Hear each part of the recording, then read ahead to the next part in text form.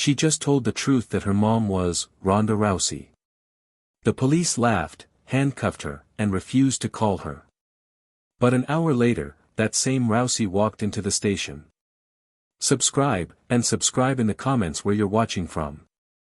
The evening air was thick with the scent of damp asphalt and cooling metal. The sun having long sunk beneath the rooftops of the small California town. Street lights flickered with mechanical rhythm, casting long yellow shadows over the sidewalk. 15-year-old La Rousey walked alone. Her duffel bag slung over one shoulder. Her hoodie pulled up against the chill. Her pace was unhurried, but purposeful. The echo of her sneakers against the pavement was steady, rhythmic. Like the footwork drill she just finished at her jiu-jitsu class. Her muscles ached in a familiar, satisfying way. That came after a hard session. She felt strong, focused, calm. This had been her routine for years. Late-night sessions when the gym was quiet. And the world outside didn't expect anything of her. Her mother, Ronda Rousey, had always encouraged independence. But never stopped watching from a distance. On most nights, Ronda picked her up. But tonight, La had insisted on walking the short route home. It wasn't far. Just 15 blocks. And all of it familiar. As she turned down a side street. To cut through the edge of an older residential district. Headlights flooded the sidewalk. A police cruiser slowed. Then stopped just ahead of her. She paused instinctively. Her fingers tightening around the strap of her bag. The patrol car's door creaked open. And two officers stepped out. One was tall and lean. Maybe in his late 20s. With a neutral expression and hands resting casually on his utility belt. The other was older, stockier. With close-cropped gray hair. And a look that La couldn't quite read. But didn't trust. "You out here alone, miss?" The older officer asked, his tone clipped. "Yes, sir," she replied, standing still. Her voice was even, calm. She remembered what her mother had told her about encounters with law enforcement. "Keep your hands visible. Your tone respectful. Your movements slow. Got any ID on you?" The younger one asked, stepping a bit closer. "No, I'm just coming back from training. I didn't bring my wallet," she explained. "My gym's just a few blocks that way. I live over on West Halsted." "And what were you doing at the gym this late?" "Jiu-jitsu class. It ended about 30 minutes ago." The officers exchanged a glance. The older one's mouth twitched upward into a smirk. "There's been a break-in not far from here," he said. "You fit the description. Female, dark hoodie, athletic build, carrying a bag. Mind if we take a look inside?" "It's just my training gear," she said. But before she could unzip the bag, the older officer stepped forward and took it from her hand. "Hold still," he said sharply. La didn't resist. She let him unzip the duffel and sift through the contents. Gloves. Wraps. A water bottle. A towel. A folded GI. Nothing out of the ordinary. Still, his expression didn't soften. "You said you're walking home. Who's your guardian?" "My mom. Name's Ronda Rousey." Silence fell. The younger officer raised his eyebrows. But it was the older one who responded first. He let out a laugh, loud and derisive. "Ronda Rousey," he repeated. "You expect us to believe that? It's the truth." "Sure it is," he said, zipping the bag closed again. "You kids will say anything. But making up a celebrity mom? That's desperate. I'm not making it up. You got anything to prove it? Any photos, texts?" "They took my phone at the gym," she said. Realizing too late how flimsy that sounded. "It's in my bag." The older officer waved her explanation away. "Enough," he snapped. Turn around. Hands behind your back. Her breath caught. I didn't do anything. This is for your safety. And ours, he said, already pulling out handcuffs. You're being detained for questioning in connection with a suspected break-in. You can clear it up down at the station. La stood frozen. Her heart began to pound. She could feel the heat rising to her face. She thought of her mother's voice. Steady and sure. Telling her to never panic. But she wasn't prepared for this. She wasn't prepared to be treated like a criminal. Because she was walking home after class. The cuffs were cold and tight on her wrists. The younger officer looked uneasy. But didn't intervene. The older one walked her to the back of the patrol car. Opened the door. And guided her inside with unnecessary force. As the door slammed shut behind her, La stared out the window in disbelief. She tried to regulate her breathing. To center herself the way she had been taught on the mat. But nothing had prepared her. For the cold silence of the back seat of a police cruiser. Or the sting of humiliation pressing into her skin. Like the steel cuffs around her wrists. The ride to the station was only 10 minutes. But it felt like hours. The older officer kept glancing at her in the rearview mirror. Shaking his head and muttering things she couldn't hear. She kept her gaze fixed on the city lights passing by. Blinking back the burn in her eyes. Inside the station, the overhead lights were harsh, fluorescent. The booking room smelled of stale coffee and disinfectant. Her bag was taken from her. Her name written on a clipboard she wasn't allowed to see. No one asked if she wanted to call her parent. No one asked if she was okay. They sat her down on a metal bench against the wall. A female officer patted her down while the others watched. The older one made a comment about wannabe tough girls. And how the city was crawling with punks trying to act famous. La kept her mouth shut. She wanted to scream. She wanted to cry. But more than anything, she wanted her mother. Not Rhonda the fighter. Not Rhonda the Olympian or the movie star. She wanted her mother. Who braided her hair before tournaments. Who taught her to throw her first armbar. Who told her that strength didn't come from muscle. But from knowing who you are. She thought of that now. Sitting on a bench in a room that made her feel small and filthy and wrong. She thought of the trophy on her nightstand. Of her mom's laugh. Of the breakfast they were supposed to have together tomorrow morning. One of the officers returned and tossed her a juice box. Like she was 5 years old. Another came in and said they'd found nothing actionable in her bag. But that she was still being held for further questioning. Someone had to verify her story. And since she had no ID and no phone, they were going to need time. She asked again, calmly, if she could make a phone call. The answer was the same, no. She asked if someone could check her last name in a public database. Look at her mother's name. The older officer laughed again. Rousey? Yeah, right. And I'm Tom Brady. Laughter followed from the other end of the room. La looked down at her hands. Her knuckles were still red from grappling drills. Her wrists ached from the cuffs. She felt like something had cracked open inside her. A place she didn't know existed. A part of her that believed. That if you just followed the rules. If you were honest and respectful and calm. The world would treat you fairly. That part was bleeding now. She closed her eyes and counted her breaths. 1. 2. 3. The way she did before every match. The way her mother taught her.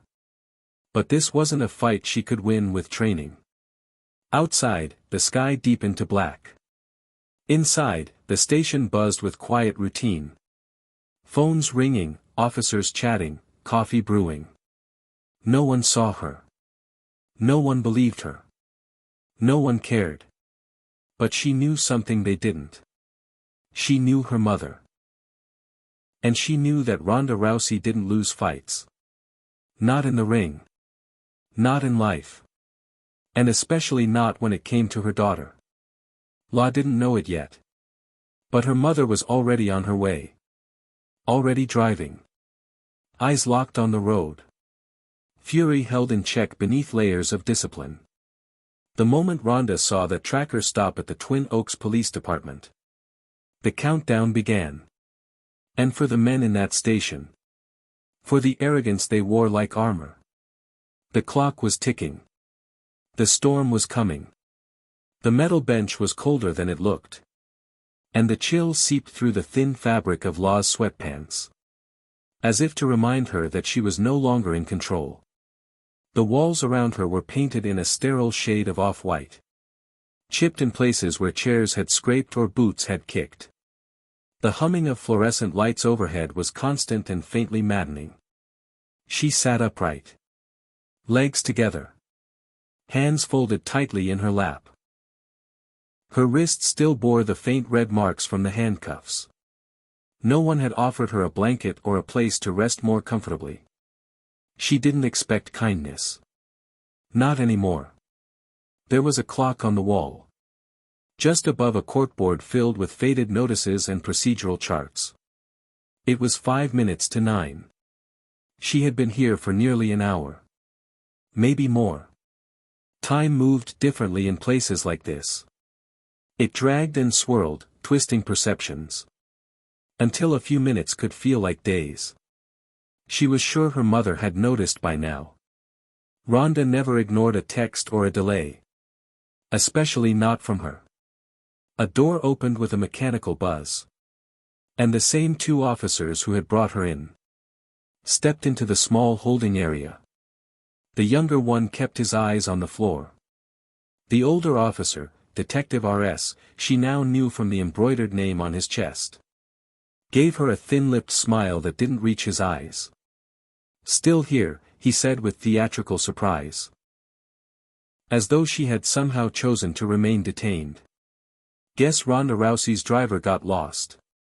She said nothing. Her gaze dropped to the scuffed tips of her sneakers. Every instinct told her to speak. To defend herself. To demand a call, a lawyer, a shred of recognition. But her mother had taught her that silence, too, could be a weapon. There was power in patience. There was strength in refusing to feed those who thrived on your fear. "You know," R.S. continued, pacing slowly in front of her. "It's not unusual for kids to lie. Especially kids who don't have anyone. Makes them feel less alone. Less pathetic." Law lifted her head. "I have someone." His smile widened. "Sure you do." He turned to his partner. "Write up the form for youth services. She's not cooperating. No verifiable guardian. No ID. No call log. We'll hold her for the night. Maybe someone from social can figure out what to do with her in the morning." "I'm not a runaway," she said, louder now. "No," R.S. agreed. "You're a trespasser. I wasn't inside. A commercial property. After hours. No permission. No alibi. That's trespassing." He leaned against the opposite wall, folding his arms. "You want to play smart, kid. But this isn't a playground. This is a station. And here, your story doesn't mean much without facts to back it up." The younger officer hesitated at the threshold of the room. "Sir, should we maybe?" R.S. cut him off with a glance. "Handle the form." Once the door shut behind them, silence settled over the room like a curtain. Law's body was tense. Her breathing shallow. She fought the urge to cry. Not from fear. But from the sheer weight of disbelief pressing down on her chest. She wasn't naive. She knew the world could be cruel. But she hadn't expected to be swallowed by it so suddenly. So impersonally. She hadn't expected to be rendered invisible in a matter of minutes. She looked across the room at her gym bag. Now sitting on a metal table under a flickering light. Inside it was the gift she had bought earlier. A small custom-made keychain shaped like a pair of boxing gloves. Engraved with the words "To my champ." It had cost her 2 weeks of saved allowance. And she had planned to surprise her mother with it in the morning. Rhonda would have smiled. Maybe even cried a little. Now it sat in an evidence bag labeled suspicious item. And she was considered a liar for even mentioning her name. Another hour passed. No one returned. The air grew heavier. And La began to feel the creeping edges of fatigue. She hadn't eaten since late afternoon. Her water bottle had been taken away with the bag. And no one had offered a replacement. Her body, trained to endure, was beginning to falter. She shifted her weight and rested her head against the wall behind her. Eyes fluttering closed for seconds at a time. Only to snap open at every footstep in the corridor. When the door finally opened again, it wasn't RS. A new officer entered, tall, broad-shouldered. With a clipboard in hand. His badge read Officer Matthews. He gave her a glance. Not unkind but wary. And sat across from her at the table. "Name?" he asked, as though it hadn't already been taken 3 times. "Lakia Rousey." "Spell that?" She did. He jotted it down. "Date of birth?" She answered, her voice steady. "Do you know your social security number?" She nodded. He wrote that too. "Any medications? Allergies?" "No." He looked up from the clipboard. "You know, the system flagged your last name.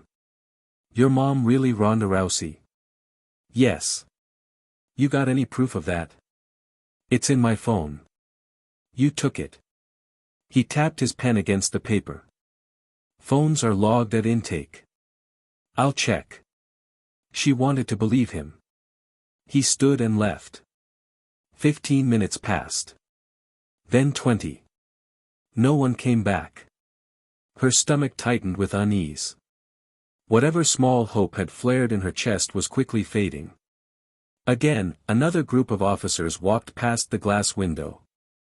One of them stopped and peered in. It was RS. He nudged his colleague and said something under his breath. They both laughed. La looked away, her cheeks burning. Time blurred again. She stopped checking the clock. Her legs grew stiff. Her mouth was dry. The only thing keeping her upright was the image in her mind. Her mother pushing open the doors. Taking control. Making them listen. She didn't know when or how. But she believed it. She had to.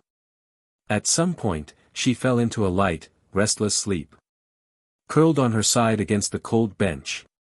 Her dreams were fractured. Echoes of matches and voices.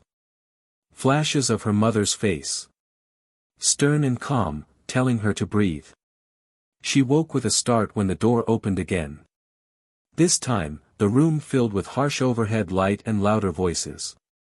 A female officer barked instructions. La was told to stand. To hold out her arms. They took another set of photos. Fingerprints. Again. More paperwork. She asked again for a phone call. Your phone's locked, the woman snapped. And there's no emergency contact listed in the system. I should be allowed to call. You'll get your call when your processing's done. But I'm a minor. And you're being processed for trespassing and false identification. Sit. La sat. Her hands trembled. Her heart beat so fast she thought it might leap out of her chest. This wasn't supposed to happen. This wasn't how justice worked. She hadn't done anything wrong.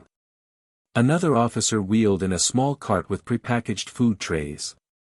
One was set in front of her. Cold meatloaf. Dry mashed potatoes. A roll. She picked at it. But hunger had left her. Everything tasted like metal. By the time midnight neared, her mind had gone numb. The fear had dulled into something heavier. Something deeper. Not terror. But disillusionment. A knowledge that the truth wasn't enough. That respect and honesty could be met with suspicion and mockery. That her name, her truth, had been reduced to a punchline.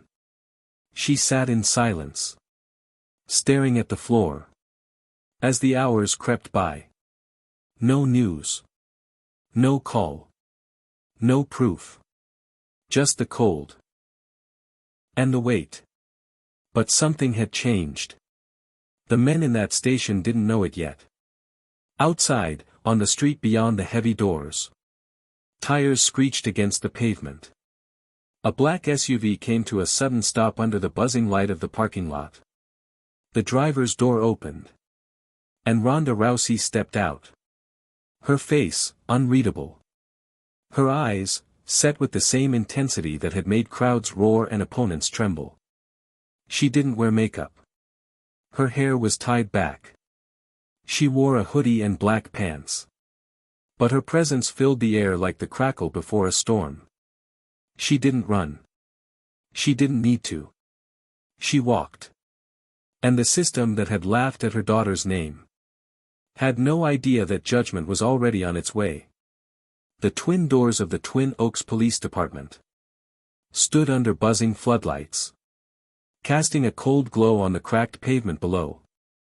As the black SUV's engine cooled in the night air, Rhonda Rousey stepped forward without pause. Her breath was calm. Her gait, steady. But the set of her jaw betrayed the storm brewing inside.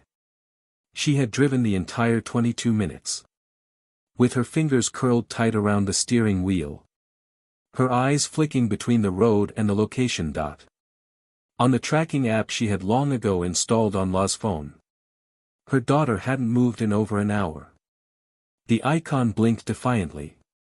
From the center of the police station's digital footprint. That was all she needed to know. Inside the station, the late-night lull had settled in. Phones rang lazily. Officers scrolled through their phones or shuffled paperwork, waiting for shift change. The front desk was manned by a young officer, whose nameplate read Burke. He looked up with mild disinterest as Rhonda entered. For a moment, he saw only a woman in athletic gear. Her sweatshirt slightly damp with sweat. From adrenaline-fueled tension. Her face hard but unreadable. Then recognition flickered across his features.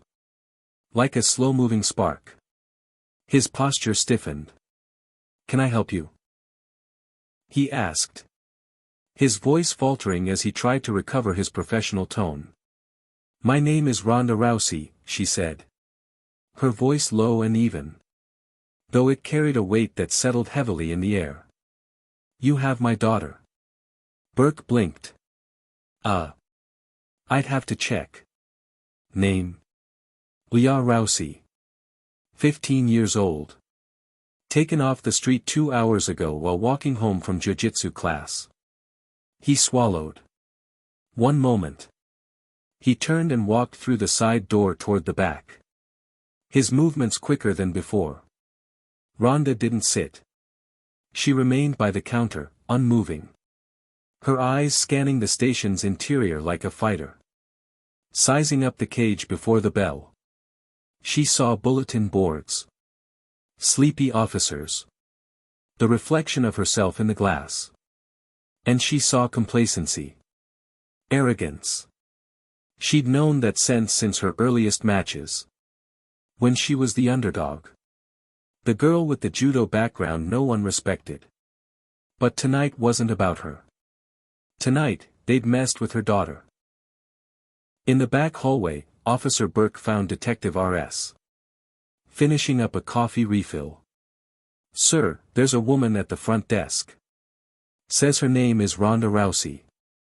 R.S. snorted into his cup. "Of course she does." "No, sir. I think it's really her. RS raised an eyebrow, then rolled his eyes. Jesus. First the kid, now the mom's a lookalike. You people need better lies. I think it's actually her. RS walked past Burke and toward the lobby. He expected a weary soccer mom. Maybe an angry teacher type. What he found was a presence so sharp, so centered. It stopped him mid-step. Rhonda didn't need to introduce herself. Her eyes were already locked on his. And RS felt the involuntary twitch of nerves shoot down his spine. Not fear. Not yet. But something deeper. A primal recognition. Of someone who'd walked into more fights than he'd ever dared. I'm Detective RS, he said. I understand you're here about my daughter, Rhonda interrupted. Where is she? RS shifted. She's being held for questioning. We had a situation involving a suspected break-in. And she matched the description. She matched the description. Rhonda repeated. Her tone didn't rise. It didn't have to. She had no ID. No phone. Refused to give a legitimate guardian's name. Claimed you were her mother. And that was funny to you? RS straightened, puffing himself up. Ma'am, we follow procedure. We had no confirmation. And we have to take false statements seriously. You mean like the one you just made? Rhonda asked. Because my daughter never lies. And if you'd looked up her name for even a second, you would have known that. RS took a step forward. I don't appreciate. I don't care what you appreciate, Rhonda cut in. Her voice was still calm. You had my minor daughter in custody for 2 hours without a call. You mocked her. You denied her rights. Where is she? The tension in the room had shifted. Officers nearby had stopped pretending not to listen. Burke hovered awkwardly near the door. RS, sensing the moment slipping out of his hands, motioned for her to follow. She's in holding, he muttered. This way. They walked down the hallway. The sound of Rhonda's footsteps like punctuation in the silence. RS opened the door to the holding area, where La sat with her back straight against the wall. Eyes closed in exhaustion. The second her eyes opened and she saw her mother. She stood. Mom, she whispered. Rhonda crossed the room in 3 strides. And wrapped her daughter in her arms. It wasn't the tight hug of someone seeking comfort. It was a shield. A barrier between La and everyone else in the room. And behind the embrace, Rhonda's eyes never left RS. We're leaving, Rhonda said. That's not possible, RS replied. She hasn't been cleared yet. There's paperwork. Bring it, she said. There are procedures. I'm very familiar with procedures. RS started to speak again. But another voice rang out from behind. Miss Rousey. A man in a suit stepped into the room. Holding a briefcase and a badge. It was her attorney, Devin Mullins. And he looked like he'd been preparing for this moment. Since she'd called him. We're invoking immediate release under Guardian Retrieval Statute 173C. Given the minor's age, absence of formal charges, and the failure to contact a legal guardian within 2 hours of detention, the department is in violation of 3 separate state and municipal protocols. RS looked between Rhonda and Mullins. She had no ID. We couldn't confirm. And yet you detained her, questioned her, and denied access to a phone, Mullins replied. All of which was recorded. He placed a phone on the desk and tapped the screen. The audio played, La's voice, clearly requesting a call. RS's voice, clearly denying it. The tone in the room changed again. Colder now. More dangerous. Rhonda stood still. Letting the silence weigh on the officers like lead. This is your last chance, she said. Bring her bag. Bring her phone. And bring every file with her name on it. RS hesitated, then left the room. La clutched her mother's arm. They didn't believe me, she whispered. I do, Rhonda said. And that's all that matters. 10 minutes later, they stood at the front of the station. The same officers who had laughed earlier now watched with uncertainty. Mullins handed Rhonda a folder of paperwork. La carried her gym bag again, clutching it tightly to her chest. They walked out together, step for step. No words. No fury. Just purpose. But as they crossed the parking lot, Rhonda stopped and turned. This isn't over, she said quietly. More to herself than anyone else. Not by a long shot. And back inside. Behind the safety of bureaucratic walls. No one had any idea just how true that was. Outside the station, the night air was cooler now. Touched by the thin mist rising from the asphalt. Rhonda stood still beneath the low hum of the parking lot light. Her hand resting protectively on La's back. The girl clutched her gym bag like a lifeline. Her face, pale but composed. They had just crossed the threshold of the building. That had turned her name into a joke. And her identity into a suspect line item on a report. But Rhonda knew the damage went deeper than paper. It was in the eyes of her daughter. Where pride had been dimmed. Where trust had taken a wound. Rhonda didn't speak. She didn't need to. The sound of her boots against concrete said enough. As they turned back toward the entrance. This wasn't the end. It wasn't even a pause. It was an intermission before reckoning. And the moment she stepped back inside the building. Carrying her daughter's fear with her. The tone of the entire night changed. At the desk, Officer Burke froze in place as Rhonda approached. La remained just outside the door with the attorney. Who was already preparing legal notices. Burke opened his mouth. But Rhonda's gaze cut through the air like a blade. She moved past him without a word. Her focus locked on the hallway ahead. She knew exactly where she was going now. As she passed the same corridor she had walked through only moments ago. A door opened ahead. The younger officer who had been with RS stepped out, holding a tablet. His eyes met hers for a breath too long. And in that moment, he seemed to shrink under the weight of what he saw. He moved aside quickly, not saying a word. At the end of the corridor stood RS. Hunched over a desk, barking something into a landline. When he turned and saw her, the blood drained slightly from his face. He dropped the phone mid-sentence. And took a single step back, almost involuntarily. I thought you were done here, he said. Trying for control but finding only bravado. I was, Rhonda said evenly. But then I remembered. I don't walk away from fights until they're finished. This isn't a fight, RS scoffed, though his voice betrayed tension. You made it one, she replied. There was a pause. Tense. Still. The kind that made the hairs on the back of your neck rise before thunder struck. RS' hand twitched near his belt. Not toward a weapon. But as if uncertain whether he should brace or shield. Rhonda stepped into the room. Her shoulders relaxed. Her stance, casual. But any fighter could see it. The way her feet were placed. The way her breathing slowed. She wasn't preparing to argue. She was readying herself for something more honest.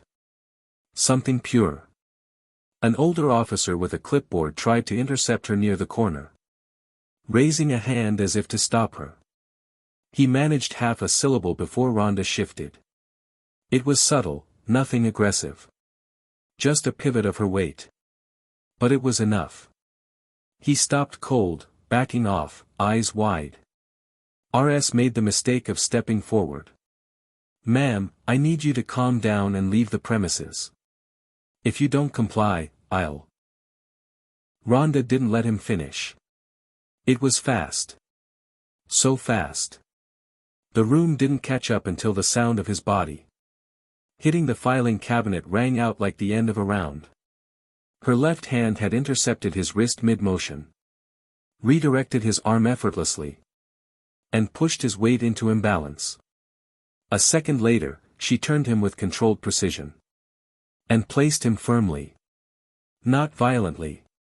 But firmly, against the cold metal. Not a punch. Not a strike. A statement. He gasped, stunned, trying to wriggle free. But she held him with a single arm. Eyes locked on his. You don't touch my daughter. You don't speak her name again. And if I ever hear that another officer under your command laughs in the face of a child in distress, I won't bother with the filing cabinet next time. RS didn't speak. He couldn't. His ego struggled to recover breath that his body had lost. Around them, the silence was thick. No one moved.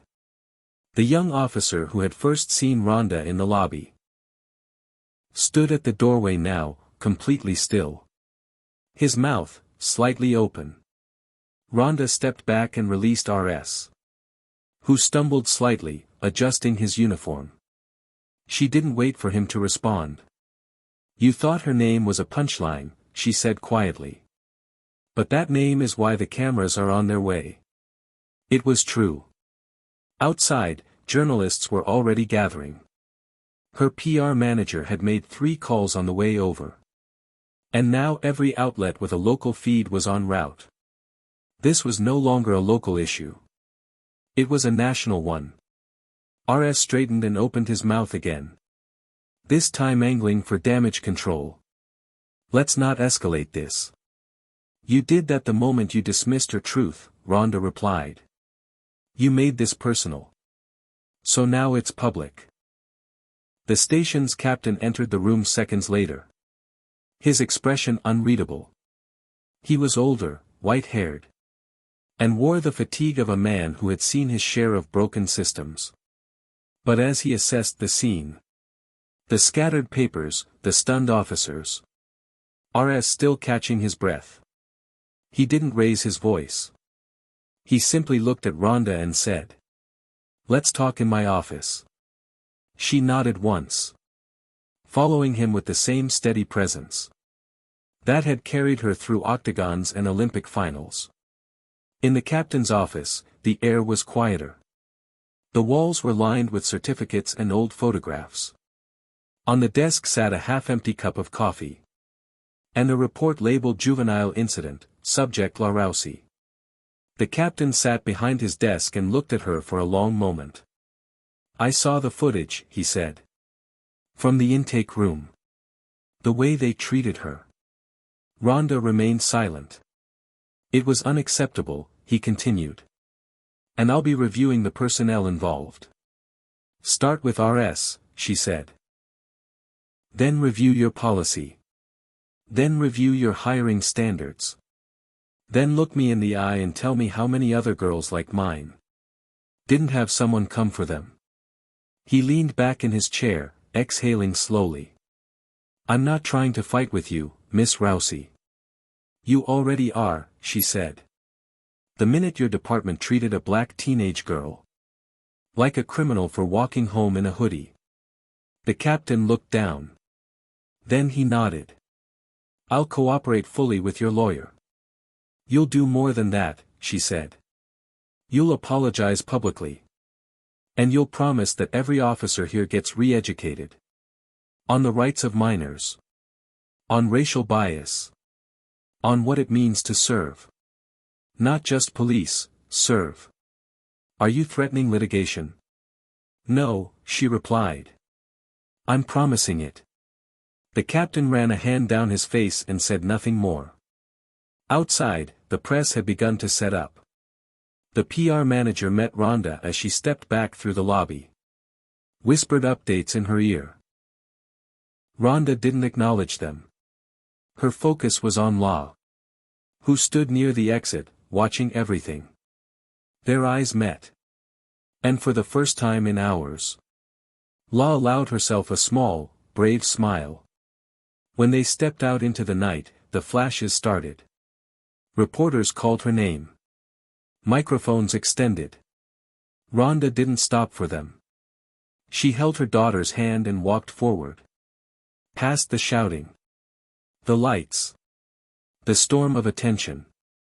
This wasn't about spectacle. It was about setting a precedent. They reached the car. And as Rhonda opened the door for her daughter, La paused. "They were so sure I was lying," she said. "They're going to be just as sure they were wrong," Rhonda answered. She got in beside her. And the door closed with the soft finality of a bell. The engine started. And they pulled away from the station. The crowd already shrinking in the rearview. But inside that building, beneath the thin skin of law and order, something had cracked. And Rhonda knew. Cracks let the light in. And she was far from done. The house was still when they returned. Cloaked in the quiet that followed after shock. Rhonda turned the key slowly in the lock. As if bracing for something to leap out from the shadows. But there was only stillness. And the soft, familiar scent of lavender from the diffuser in the hallway. The same scent La had filled the house with last weekend. When she tried to give the living room a spa vibe. And ended up spilling half the oil on the floor. Now, stepping over the threshold. Her daughter said nothing. She moved like someone walking through memory instead of reality. Her gym bag gripped tightly in her hands. Rhonda let her go ahead and followed silently. Locking the door behind them. The click of the deadbolt echoed louder than expected.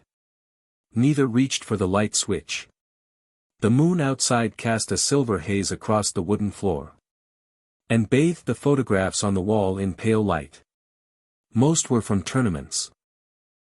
Rhonda holding La after her first win in a local judo match. La at age 9 with her arm raised by a referee. Mouth open in an amazed smile. There was one picture of the two of them camping in the mountains. Bundled in matching flannel. It had always been a home filled with strength. And silence. And resilience. La didn't go to her room. She dropped her bag by the couch and sat, slowly. Like her body had forgotten how to bend without permission. Her shoulders were slumped, her hands in her lap. Rhonda sat beside her but didn't speak. She waited. As she always had. Knowing the words would come when they were ready. For several minutes, they sat in the dark. The only sound the occasional car humming down the street outside.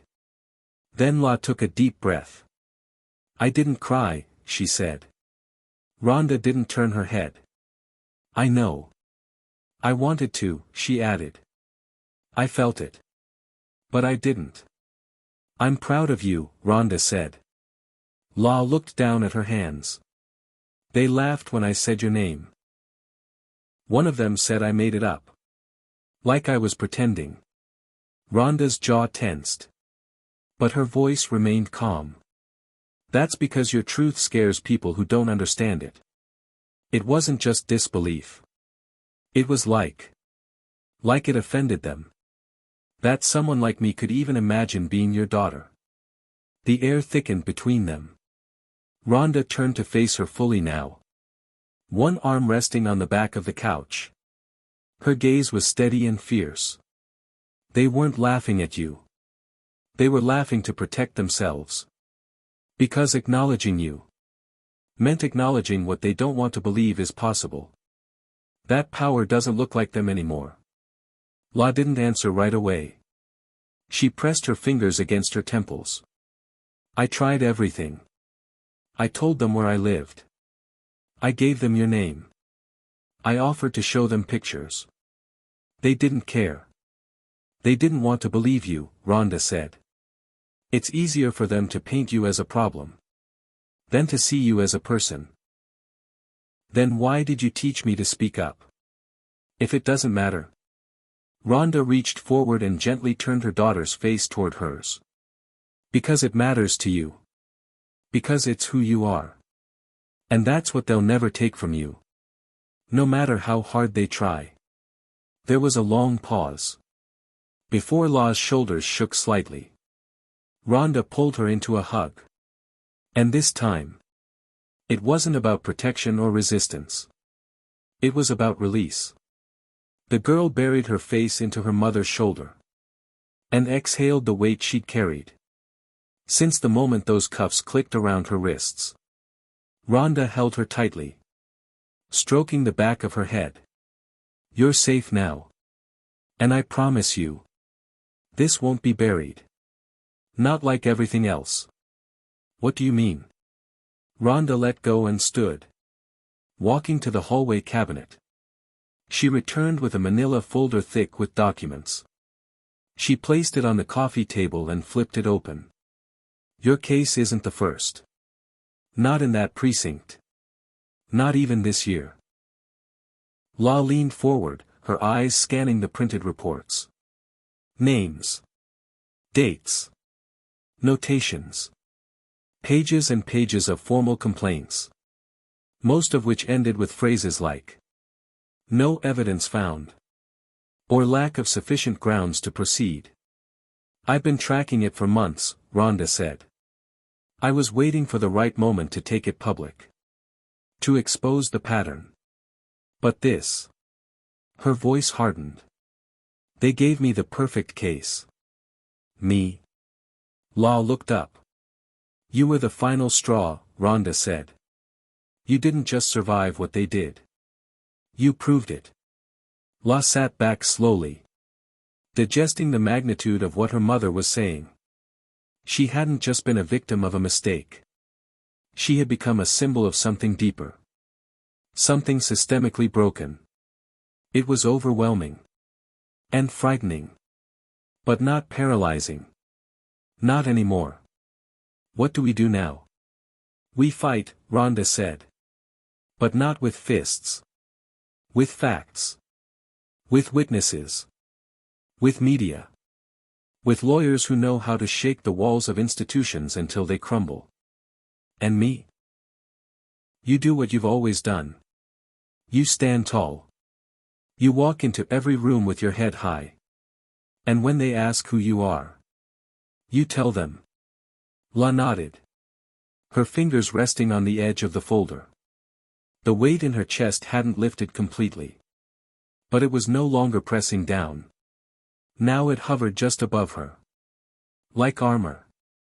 Waiting to be worn, later that night. Rhonda called the team.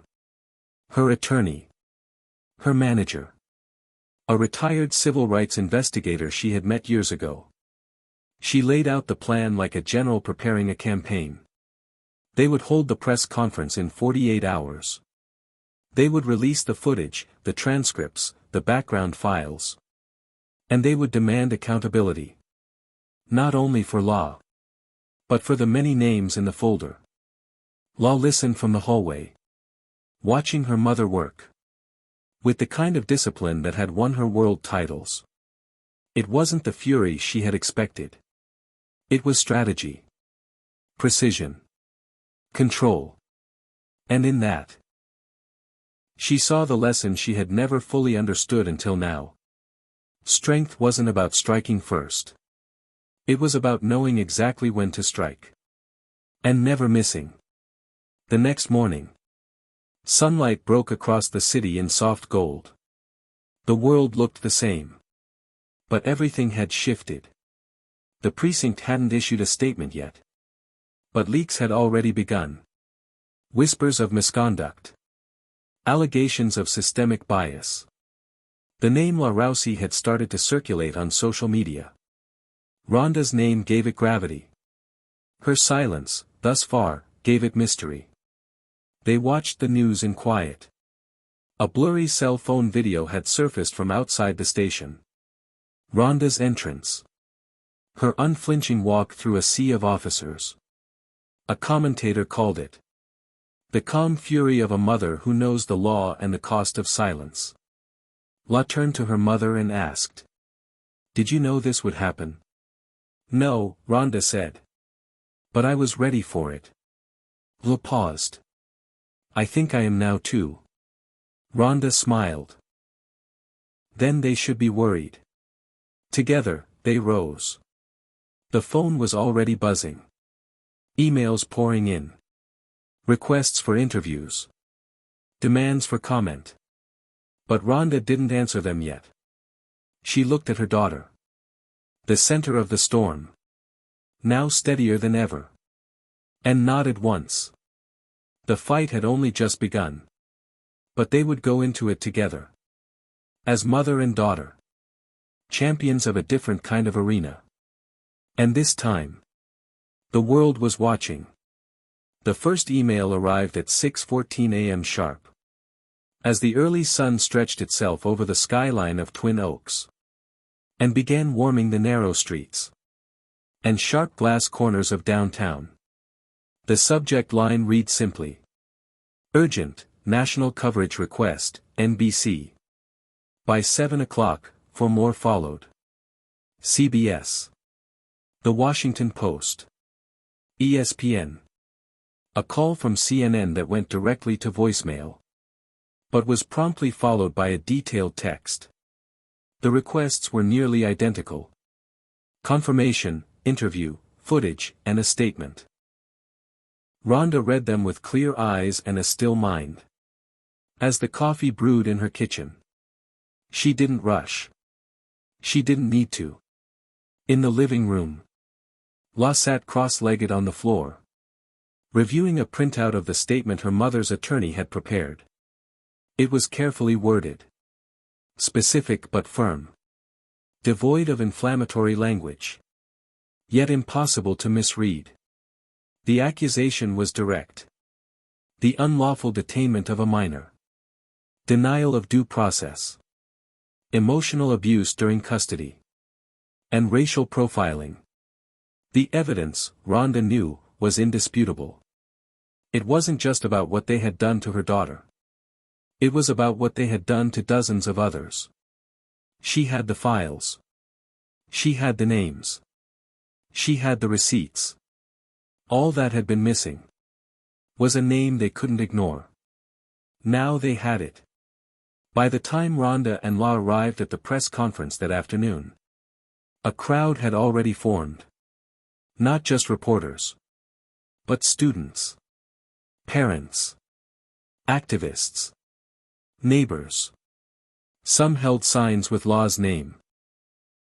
Others carried photos of loved ones who had been harassed or arrested by the same precinct.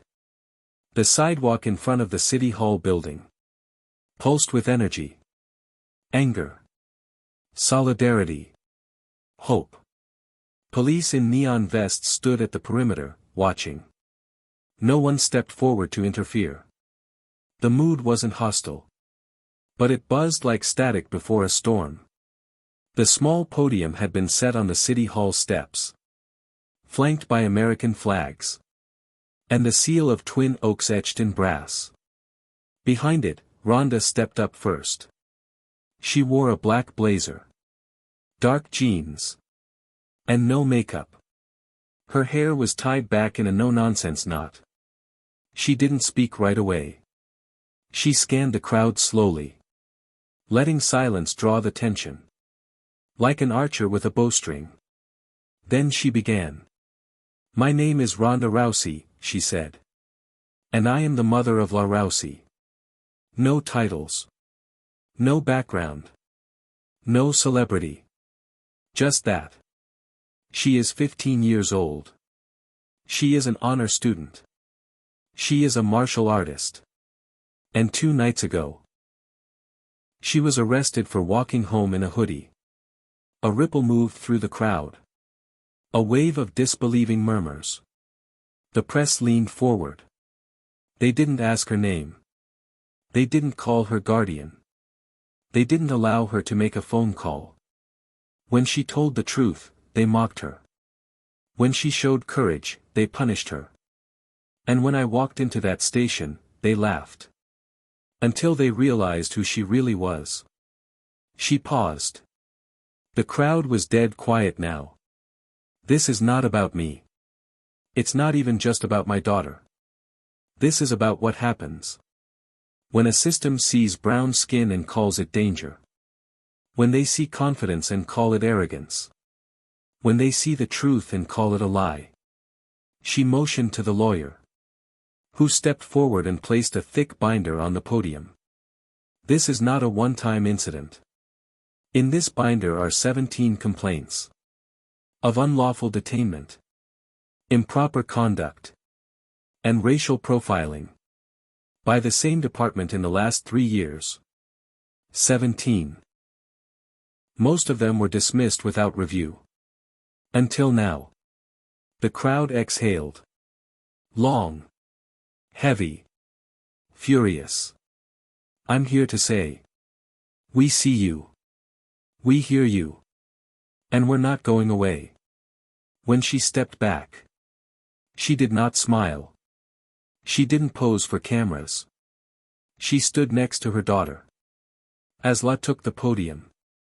The girl's hands trembled slightly as she unfolded her note. But her voice was steady. Her eyes met the crowd directly. She didn't flinch. I didn't ask to become a symbol, she said. I just wanted to go home. I told them who I was. I told them the truth. And they laughed. But now the world knows that the truth isn't what scares them. It's that people might start listening to it. Applause erupted. Long. Sustained. Behind her, Rhonda placed a steadying hand on her shoulder. They descended the steps together. Cameras flashing. Microphones reaching. But they didn't answer any questions. Not yet. That part would come. The precinct issued a brief statement hours later. The department is reviewing the incident and cooperating fully with legal counsel. We are committed to upholding the values of equity and justice. It was the kind of statement that said nothing. The kind designed to hold space until the storm passed. But this time, the storm wasn't moving on. It was settling in. The following morning, Law's name trended across multiple platforms. #Believer. #Justice for Law. Prominent athletes and celebrities reposted her speech. Civil rights organizations reached out. Students from across the district organized walkouts. Rhonda's PR team had expected traction. But nothing like this. The city wasn't just listening. It was echoing. At the precinct, the fallout began to take form. RS was placed on administrative leave pending investigation. Internal Affairs initiated an audit of all minor detentions over the past 5 years. The city council called an emergency meeting. The mayor, previously silent, held a press conference in which he promised a full and independent review of all policies concerning juvenile arrests and racial sensitivity. But Rhonda didn't slow down. She and her legal team submitted a formal civil rights complaint to the state attorney general's office. They began holding open forums with other families. Stories poured in.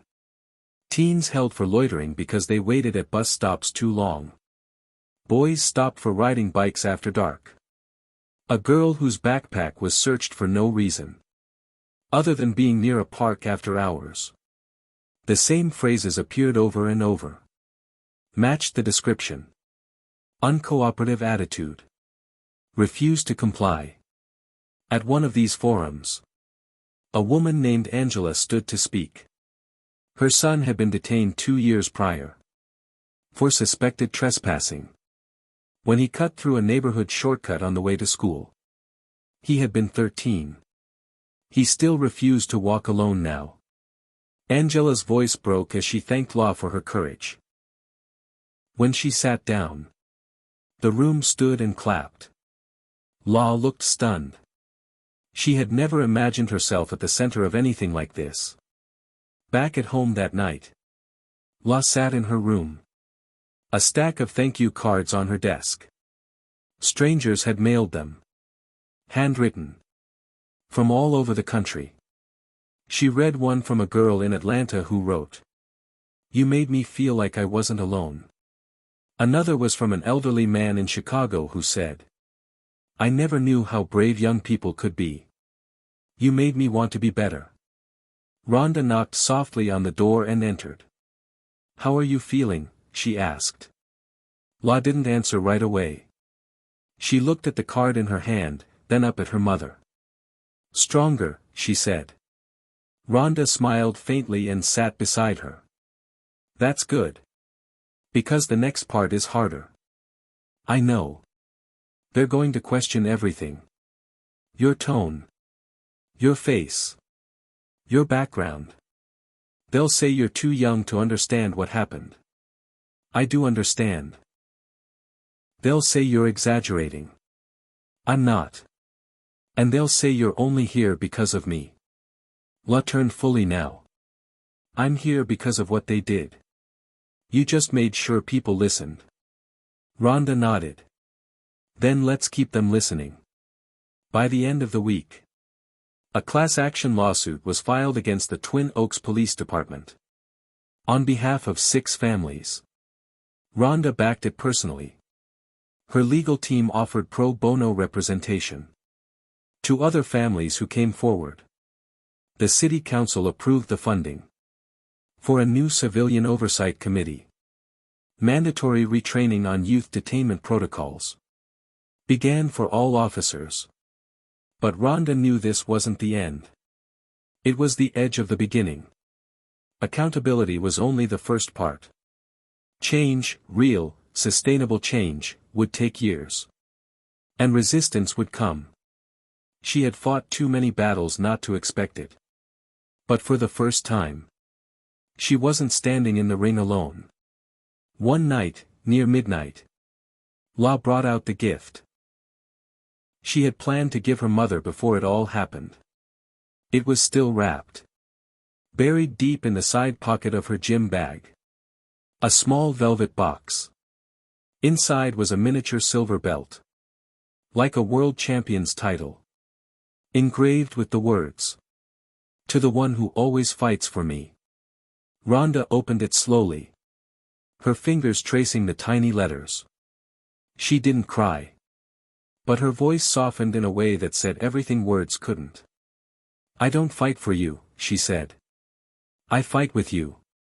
La smiled. "Good. Because we're just getting started." And outside, under the quiet stars of a city that had tried not to hear, something new had taken root. A voice. A name. A reckoning. And the sound of it was only growing louder. The day of the tournament began with rain. Not the kind that battered rooftops or tore leaves from trees, but a soft, persistent drizzle that washed the streets of Twin Oaks in a thin sheen of silver. The pavement outside the youth arena reflected the dim, overcast sky. And the usual bustle of spectators arriving in waves was subdued beneath umbrellas and hurried steps. Inside, however, the energy pulsed like a slow-building current, rising behind the walls of the warm, dry building, where boys and girls paced the mats in warm-ups, their nervous breath visible in tiny puffs, their shoes squeaking against the polished floor. La sat alone on the edge of a bench in the competitors' room, headphones resting around her neck, not playing anything. Her hands were wrapped, her GI folded neatly across her lap, her mouthguard tucked into the small plastic case she held like a charm. Around her, the room buzzed with low voices and the hum of fluorescent lights. She heard her name once, then again, whispered with recognition. It no longer surprised her. Not since everything had happened. Since the night at the station. Since the press conference. Since the lawsuits and the protests. And the reshuffling of an entire department. She had become more than the quiet, focused girl from jiu-jitsu class. She was a name. A symbol. And with that came attention. That felt heavier than any opponent she'd ever faced. But today wasn't about cameras. It wasn't about courtrooms or politics. Or the opinion of strangers. Today was about the mat. About the clarity that came. When everything else melted away. And all that remained was movement. Instinct. And truth. She closed her eyes and took a slow breath. The door opened behind her. And she didn't need to turn around to know it was her mother. Rhonda's presence didn't come with noise. It came with stillness. A kind of weight in the air. As though the space itself made room when she walked in. "You good?" Rhonda asked, crouching beside her. La nodded. "You sure?" She opened her eyes. "Yeah. I'm ready." Rhonda studied her daughter's face for a moment. Then reached forward to adjust the wrap on her wrist. Smoothing the edge. "They're going to want to beat you more than anyone else out there. I know. Not just because you're good. I know. Because your name makes them feel something. And people fight hardest against the things that make them feel small." La exhaled. Not with anxiety. But with resolve. "Then I guess I'm right where I should be." Rhonda smiled. Her hand squeezing her daughter's knee briefly. "Go show them." When the announcer called her name, the room hushed. Not because of celebrity. Not even because of reputation. But because there was something about the way La stood when she rose. The way her shoulders squared. And her steps didn't falter. She walked toward the mat with the calm assurance of someone who had already survived worse things than defeat. Her first match was quick. Her opponent was fast, aggressive, but sloppy. La stayed patient, defensive. Letting the girl burn through energy. Before slipping behind for a clean takedown. And a control that held until time was called. The referee raised her hand. She nodded once and returned to the sideline without flair. By the third round, the murmurs had returned. Spectators began to crowd the edge of the stands. Coaches whispered to each other. "That's her. The girl from the news. The one who stood next to her mom like she owned the damn world." La didn't hear them. Her world narrowed to the mat. To the grip of the GI. To the pressure and rhythm of each breath. She moved like water, fluid, quiet, always circling. In the semi-final, she faced a girl from out of state. Taller. Clearly more experienced. The match was a war of inches. For the first 2 minutes, neither gained ground. Rhonda stood at the edge of the mat, arms crossed, eyes locked, never speaking. She didn't coach. She didn't shout. She trusted. And that trust was visible in the way La fought. Measured, strategic. Waiting for the mistake. It came in the 4th minute. A poorly timed throw, an exposed hip. And La swept in. Locked a hold. Flipped the momentum. In seconds, the match was over. The crowd erupted. The referee slapped the mat. Match over. Back in the prep room, she sat against the wall. Sweat running down her spine, her chest heaving. Rhonda handed her a towel and a bottle of water. "One more," she said. La looked up. "I can take her." "I know you can." But Rhonda's expression didn't change. "This one will come at you for more than points. She's got something to prove." La grinned. "So do I." They didn't talk again before the final. There was no need. In that silence was the knowledge of everything they had built. Not just in the gym. But in the years of being ignored, doubted, underestimated. Every lesson Rhonda had ever given her daughter had led here. Not to a medal. But to the moment before it. The moment when you stand on the edge of yourself. And choose what kind of fighter you're going to be. The final began with a handshake. The girl across from her was fast, aggressive. with an explosive style and a hunger in her eyes. The first minute was chaos. Grips, slaps, off-balances, resets. Then came a scramble that knocked them both to the ground. Each fighting for leverage. For a moment, Law was underneath. But she didn't panic. She pivoted, shifted her hips, and used her opponent's weight to reverse the position. From the sideline, Ronda's expression didn't change. But her eyes burned with quiet pride. Law's grip tightened. Her hold deepened. She didn't go for the flashy finish. She didn't need to. She controlled. She dominated. And when the final whistle blew, the referee didn't even hesitate before raising her hand again. She bowed, stepped back, and turned to face the stands. The crowd was on its feet. The applause wasn't deafening. But it was steady. Honest. Full. And in the front row, Ronda stood with her hands in her pockets. A small smile on her lips. After the ceremony, as the photographers jostled for shots and coaches shook hands, Law stepped off the podium and straight into her mother's arms. "You didn't just win," Ronda said quietly. "You showed them who you are." Law didn't reply. She didn't need to. Later that night, back home, they sat on the porch beneath the sky, finally cleared of clouds. The medal rested on the table between them, gleaming in the moonlight. It wasn't gold. It wasn't even first place. But it was earned. "I think I finally understand what you meant," Law said softly. "About what?" "About strength. About how it's not just fighting." Ronda tilted her head, waiting. "It's standing your ground when no one believes you. It's walking back onto the mat when the whole world's watching. And still doing things your way." Ronda reached forward and took her daughter's hand. "You're not my shadow, Law," she said. "You're my proof." They sat in silence. The quiet hum of the city beyond them. The long road ahead still unwritten. But in that moment, they didn't need to look forward. They had already changed the world.